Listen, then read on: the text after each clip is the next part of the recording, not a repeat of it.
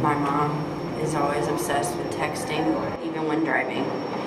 And she was looking up occasionally, and then the last time she looked up, somebody had stopped suddenly, and she had to swerve, and the car flipped onto its side, and it was a really scary moment for all of us.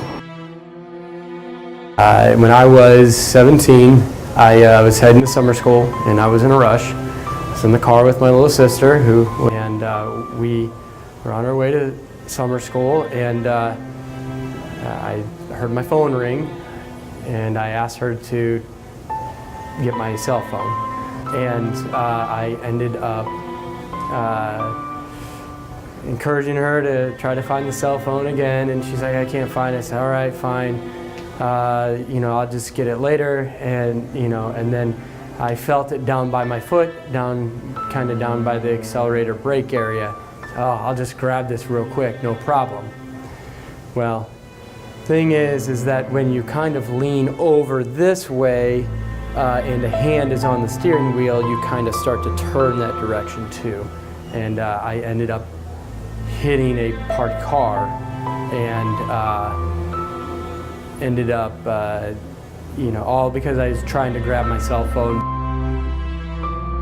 It was snowing outside, and my mama, she didn't want to go get my brother, and she asked me and my granny to go get him, and my granny didn't want to drive, so she was like, you could drive, and I was like, okay, and like this when I first got my iPhone, I was like, maybe I want to get this on the Snap, and I tried to get on Snapchat, but it was a car like coming off of this ramp, like we was on this ramp, it was coming down, and the car kind of started sliding, and it slid like so far, it slid like all the way into the other lanes, and then this car came and hit us from the side.